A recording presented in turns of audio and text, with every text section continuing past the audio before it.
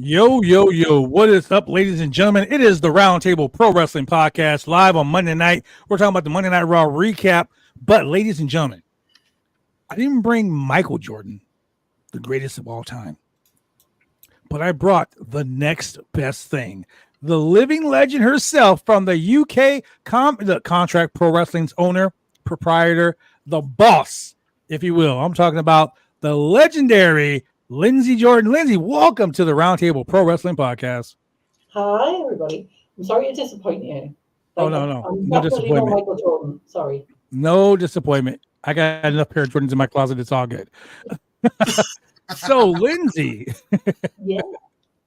So, Lindsey, let's talk about Contract Pro Wrestling. Oh, okay. So, what do you want to know? Well, let's see. How long have you been in business? What made you decide to start this business?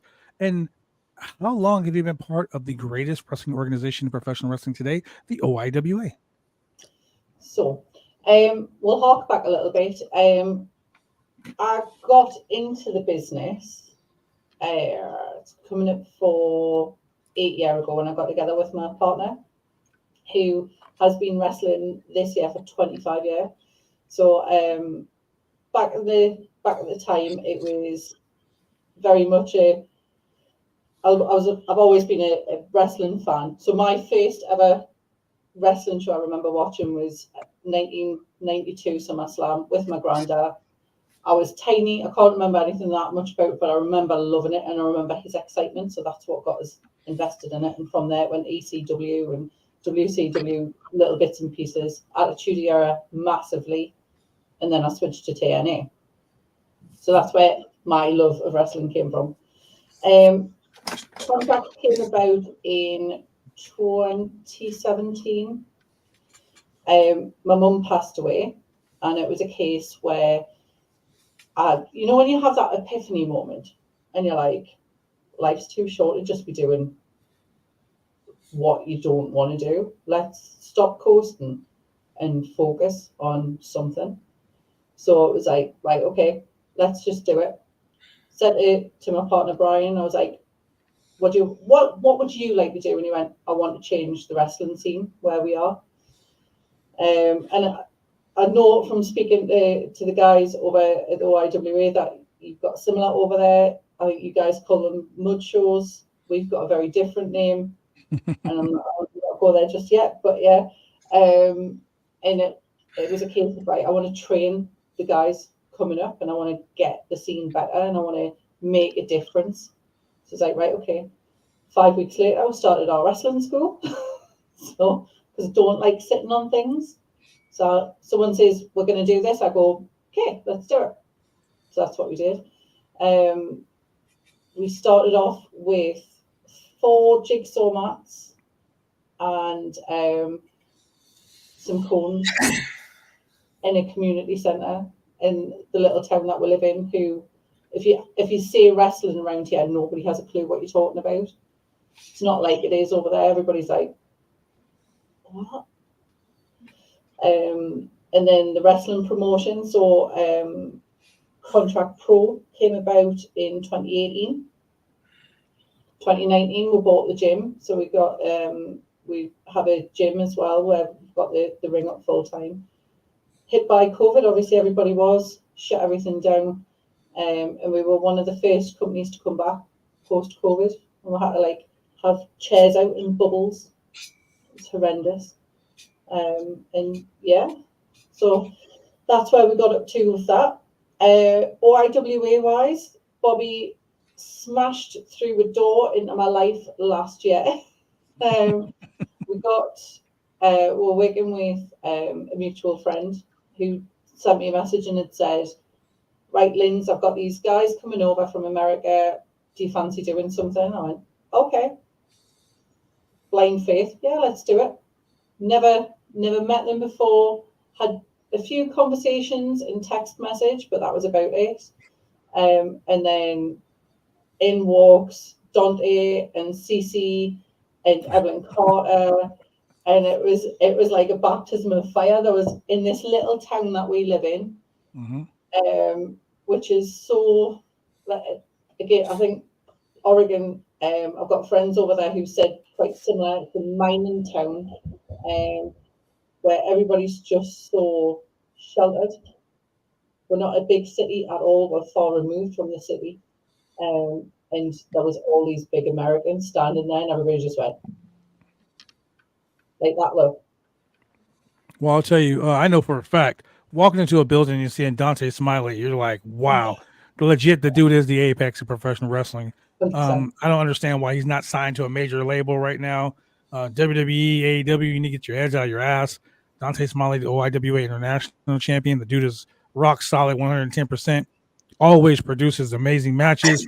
The guy's physique, the dude is a Greek god, legit. The dude has a 12-pack, not an 8-pack, not a 6-pack. The dude has a 12-pack. He has abs on abs on abs. The dude is big. But he's also talented and he's very humble. Yeah. He's very 100%. Humble. You know. Yeah. He always has words of wisdom. I love Dante Smiley 1000%. Sir Mo, Bobby, I'll tell you right now, Bobby Horn saved my wrestling career because at a time where I wanted to quit, where I was down on myself, depression had taken over, Bobby slapped me upside my head and said, "Get your ass up and let's go."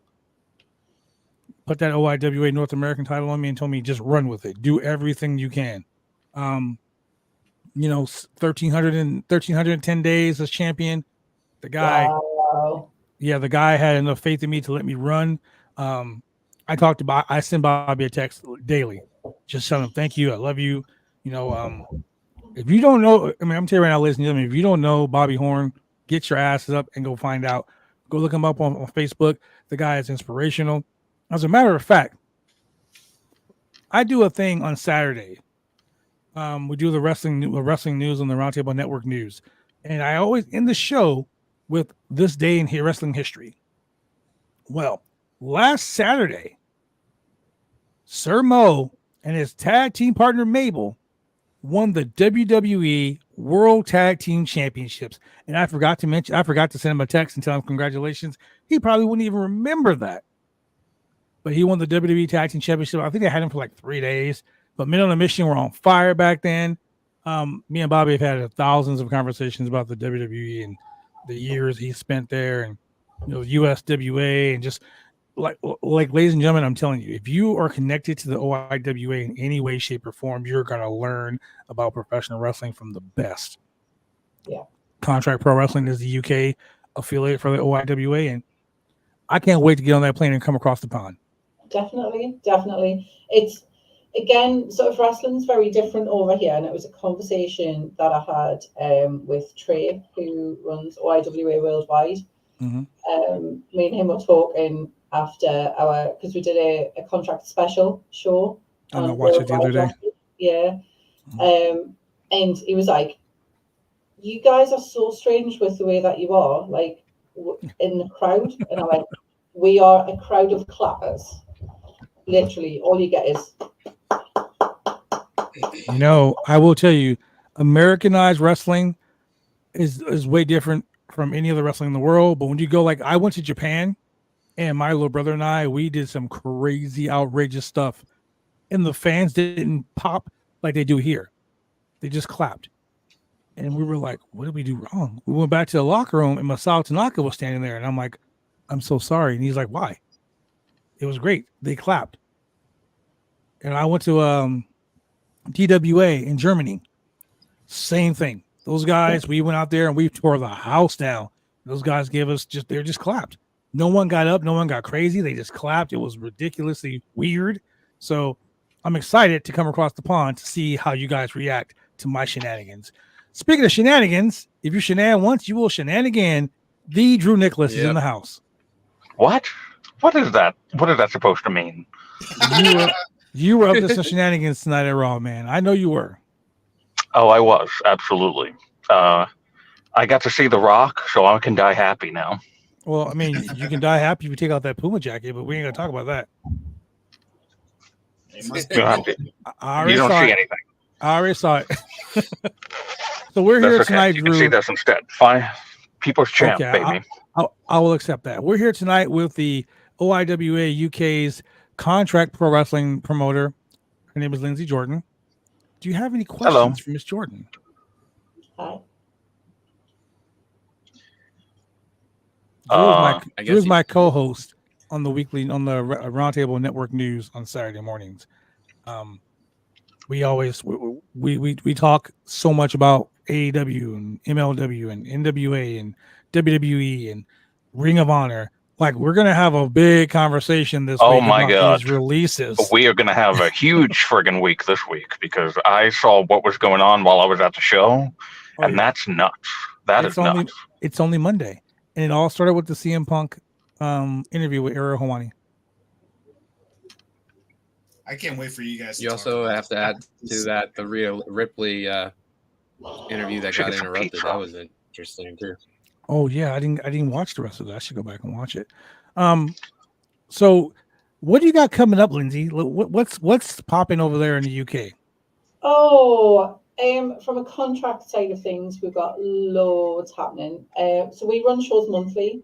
It's usually around the first of every month, but we've had to switch it up quite a bit because we've got obviously a lot of travel coming up this year. We've already been over to Texas for Soulmania. I'm heading to Germany to Fight Back Wrestling with Dante. And then we've got, we're heading over to CTW in Portugal in May as well. So we've got quite a lot coming up from that side of things. And then I'm back in Texas, I believe in September, doing some bits and pieces there as well. I will see you in Texas in September. Yay! Yeah, awesome. Bobby has already talked to me about coming out there in September.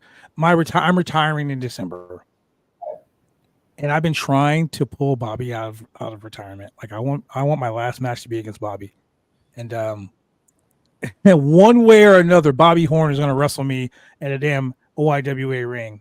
That's going to be it.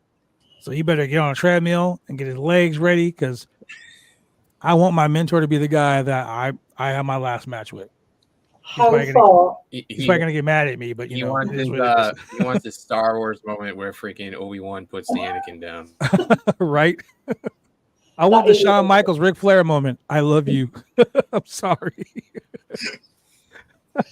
But no, I mean, like, Bobby's health at the moment, like, he is putting 110% in to getting himself up and getting there. So watch this space. I mean, he's been driving, he's driving by himself. He doesn't have, I'm like, whoa, what are you doing there, buddy? Calm down. Yeah. He's like, no, I'm doing it.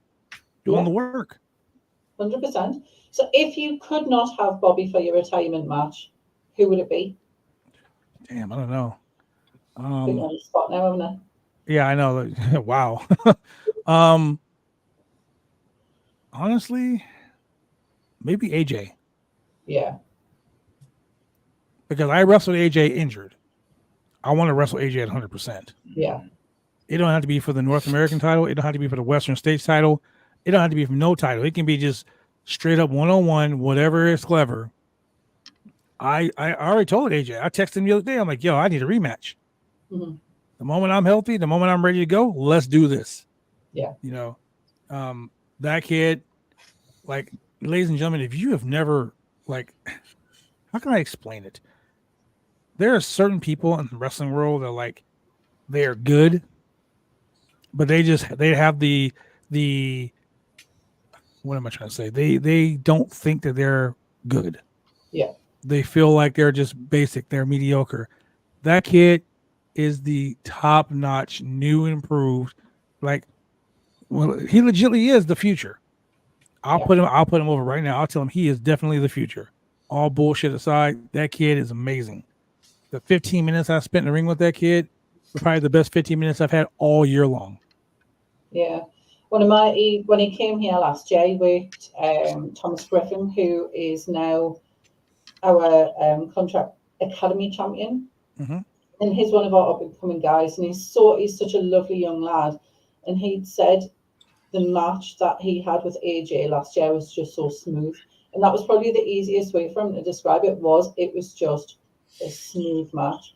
There was no injury. There was no worry about it getting that way. And he says it was just this easiest, most fun match that he's had, where he can just, and they vibed off each other really well, which is what you need. You need that chemistry between people for it to work.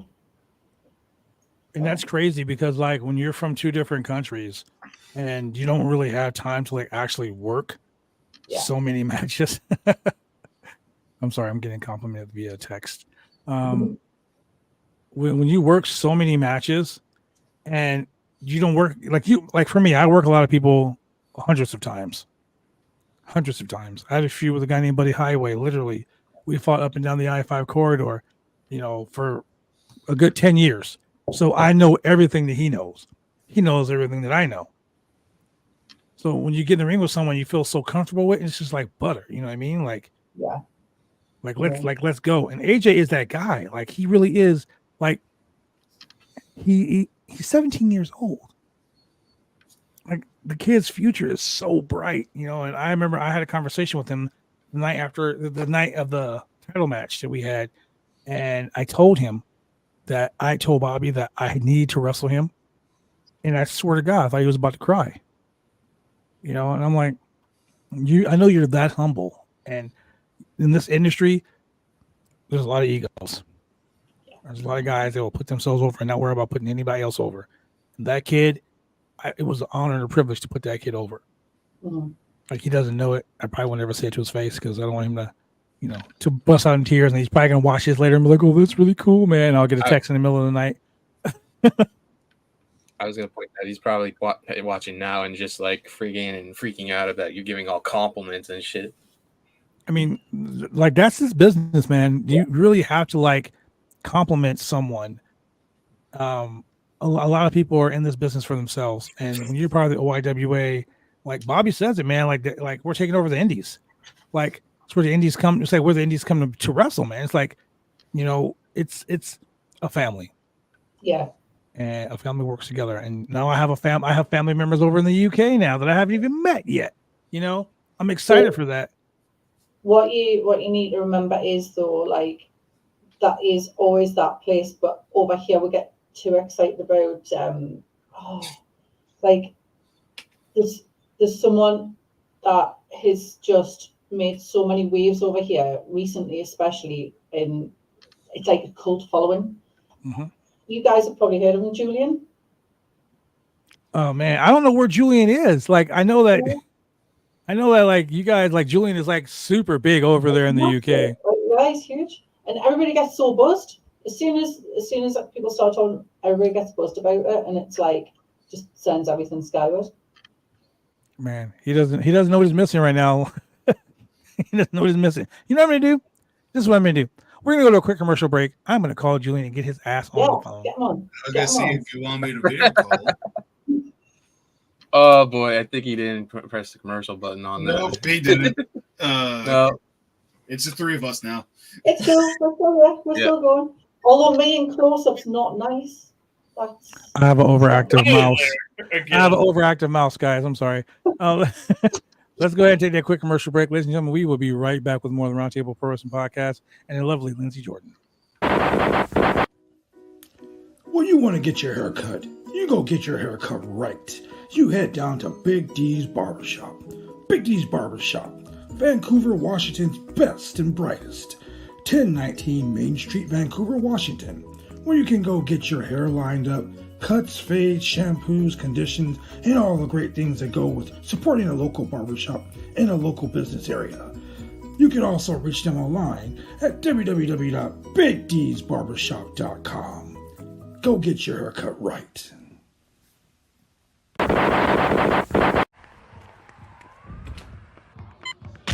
These are more than just the sounds of a safe place to go after school. These are the sounds of interest being ignited and of mentors making an impact. At Boys and Girls Clubs, we don't do just one thing. We do whatever it takes to meet the needs of every kid who comes through those doors. Because whatever it takes is what it takes to build great futures. Great futures start here.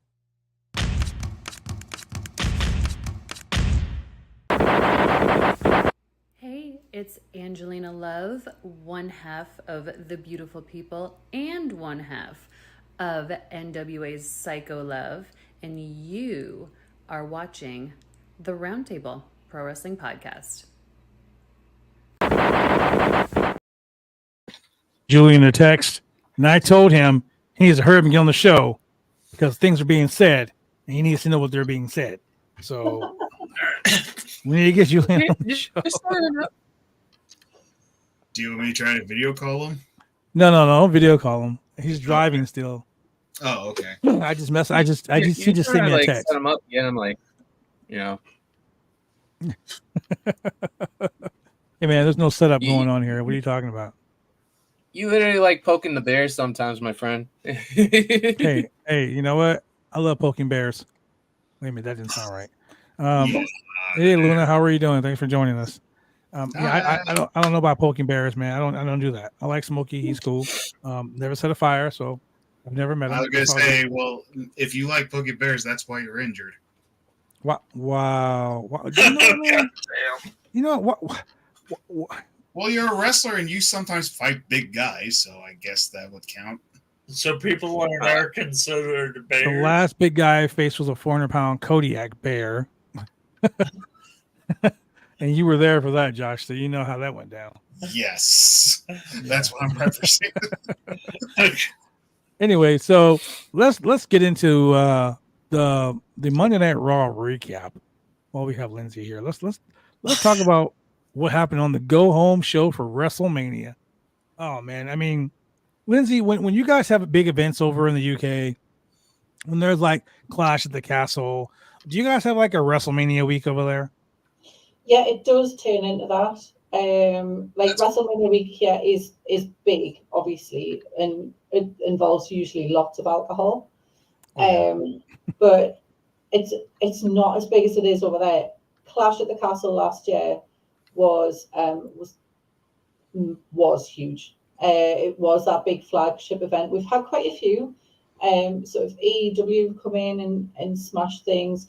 We had a TNA run that ended up. The TNA guys worked with one of the local companies here called North, which is run by a guy called Bowers, who is phenomenal. And the hype is building over here. It's still not quite where you guys are yet. So WrestleMania week, everybody is dead excited for it, but it's not as busy when it comes to indie shows and getting people booked. We would rather not run the indie show on WrestleMania day, just simply because we know that from 12 o'clock, midnight, thereabouts, 11, 12 o'clock, we lose all our guys and they want to be up late. They don't want to be in an indie show tiring themselves out when they're that beforehand. From a booking side of things and an industry side of things, it's not as big as it is over there. Okay.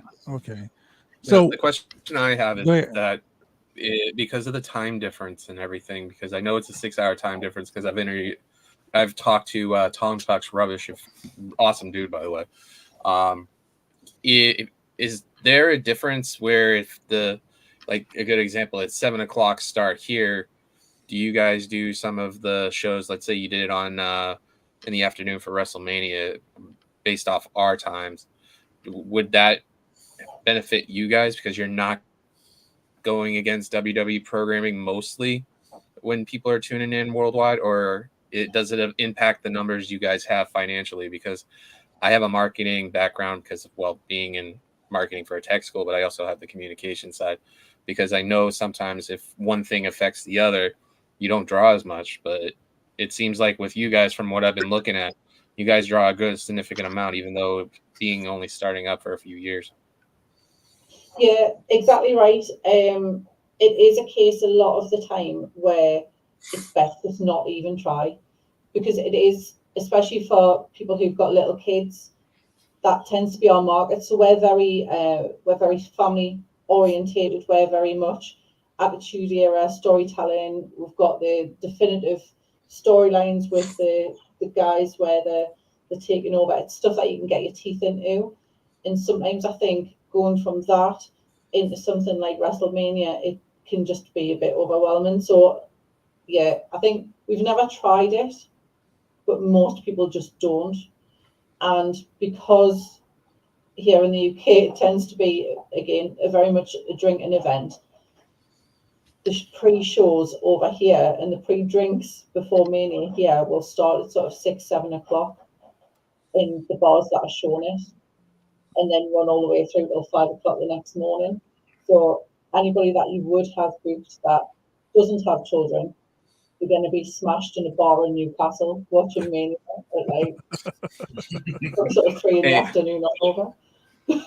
There's actually what the thing is that if there's a promotion out in the world right now that is considering doing, I haven't read this, but I've heard rumors about it through Twitter and stuff, a 24-hour indie wrestling show, because there's one place in the world in Alaska where they have an independent place to do a 24-hour because the sun's up all the time.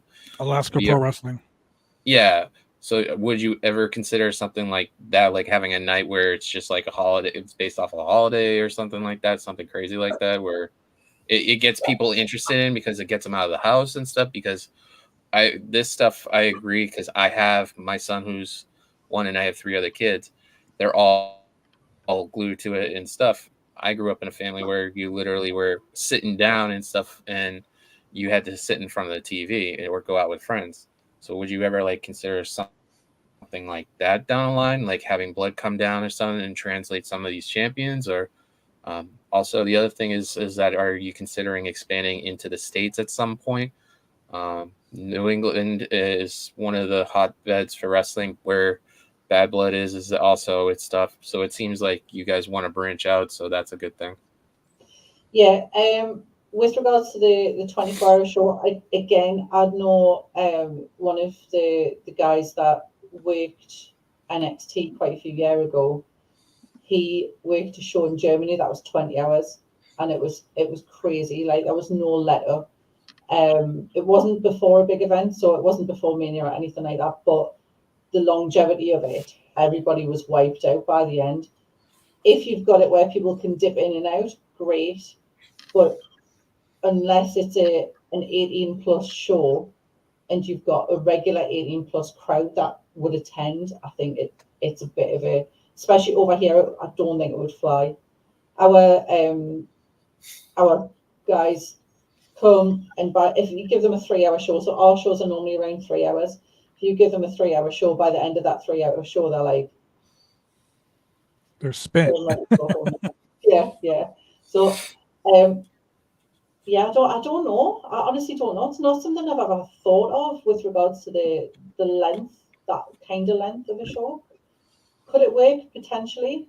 I genuinely do think it would have to be an 18 plus though, just to keep the peak. And it's making sure that your matches fall in waves, because you're going to have to have that cool off period where they're able to go, right, I need to go grab something to eat or grab a drink, or like I need something where I know I'm not going to be missing the action. It can't be up there all the time. And again, indie shows, you guys probably know just as well as I do, if you've got a show that is high octane the whole time, by the time you've hit 2.5 hours, everybody's done. The crowd are so done because they've been up all the time. So unless you're like pumping them full of Monster or Red Bull or like some caffeinated drink where they're going to be bouncing off the wall. But yeah, with regards to the branching out over to America, that's the positive side of the OIWA. So everything that we're doing under the OIWA umbrella is bringing in more companies that are across the US and up into Canada, and us here in the UK, and we're spreading our wings into Europe as well. It'll be a case where once that's all set up and established and we've got an amazing group of partners, we'll just be able to bounce around. So we won't need to come and set that up ourselves, because the companies that we know and we trust and we work with are already there. Is our feeder schools, our feeder promotions, where we can say, right guys, we're heading over this week. We've got this place on Friday, this place on Saturday, this place on Sunday. There's your 3 bookings, and that's our weekend done. Do a couple of seminars in between. So that's ideally that is the hope for the OIWA, is to have somewhere that we can connect in each state, and hopefully a few places in each state, of trusted partnerships where we can say, oh guys, right, okay, this month we're going to head to Minnesota, we're going to head to Oregon, and next month you guys are coming over, going to do Germany and Denmark. So, when Bobby and I sat down, we were a part of the AIWF at one time, and we decided, all of us decided to leave. And Bobby sat down and said, hey, you know what? Why don't we start our own thing? We have enough companies that can work together. There's companies in Tennessee, there's a company in Oregon, there's a company in California, there's a company in Germany, there's a company in the UK. Let's all get together and we can make it to where our wrestlers don't need to have you don't have to have a week off. Yeah. You can have a booking every weekend for the rest of your career. And Bobby took his time to put this together because he wanted to help the guys out. Like I said, he's very unselfish. Like, the guy is trying to build something for everyone. And by you being over there, and there's several companies in Texas and Tennessee and in Georgia and here in Oregon, and down. So I'm trying to bring in some companies from the lucha companies in Mexico, and I'm trying to work a partnership with CMLL to maybe be a part of this on this umbrella platform. And it really makes a lot of sense when you're trying to help other people out, and by you coming over, bringing your company over here, that would be great to have your guys over here. I know that they did it over there. It was Contract Pro versus the OIWA or whatnot. And I watched the show. It was freaking phenomenal. But to have that on American soil, your fans there watching on a stream, the fans here will appreciate. Like, wrestling fans are very fickle. We say that every time on the show. They're very fickle. The IWC is a horrible place to be sometimes, but it's also a very good place to be because you find hidden talents, you find hidden gems. With companies like your company, with companies like Chaotic Kingdom Wrestling, with companies like Lit Pro Wrestling down in Arkansas. You find these little gems. You find guys like AJ the Future. You find guys like Dante Smiley. You find guys, like Nate the Great. You find guys like that. And these are guys that don't travel outside of their realm sometimes, but when they do, they're instant stars. They're instant hit. Like, Dante never went to the UK, and when he went over there, he was like a mega star over there. AJ never went there. It was like a WWE guy over there. Yeah. Like, and I love that. I love that. And like I told Bobby about it 2 years ago. I said, I'm not having fun anymore. And he said, just hold on. We'll start having some fun, I promise. He wasn't lying. Shawn Michaels once said, I lost my smile. Well, I lost my smile and Bobby slapped it back on my face. I'm not gonna lie. That's why when you came about and you sent me a friend request, I was like, oh hell yeah. Bobby had already told me about you guys. Dante, when I saw Dante at Lit Wrestling, he was telling me about you guys. I was like excited. So that's why I asked you to come on the show, because I want to spotlight you and give you the rub and give you the rub, as they say in the business. No, honestly, it's massively appreciated. And from Bobby's side of things, and he'll tell you this as well, because I send him messages and I apologize because I get excited about what we're doing and where I see things going, and just the relationships that are building. So I get really excited and I'm like, right, so we're going to do, what about this? Come and try this. I've been talking to this person about this. Can we look at doing this? And I'm like, I'm sorry.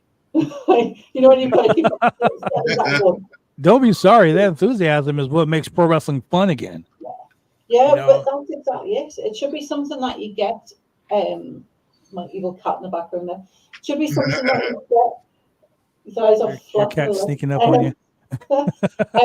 It should be something that you get excited about. And I've got to be honest, like I'm exactly where you was exactly where you were, where I just felt like I was going through the motions. I was doing it, but my so that the flip side of what I did and what I still do, I run Comic-Cons and I host Comic-Cons as well. Mhm. So over here, the Comic-Con scene, again, it's not as big as it is there, but I worked for one of the bigger companies in the UK as the stage host, and I loved it. And that's where my focus was for pretty much 4 years. So I would do the shows, I would be at the shows, but I wasn't always at the shows, if that makes sense. Like my head wasn't always there. Oh yeah. I totally get it. And then when the guys came over in September, the hype for that show was phenomenal, and it was like just meeting Bobby and Denise was inspirational. And I walked away from that, and I had said, I was like, we need to pull focus back. I'd already decided to step back a little bit from the Comic-Cons at that point, and I was like, right, we need to reassess and reevaluate and focus. And that for me, and I've said this again in messages to Bobby when I've spoke to him, and I've said, you brought that fire back for me. That was me going, right, let's do it. Let's just go for it, because I've always been a dreamer, and I've always sat and said, we might as well shoot for the stars.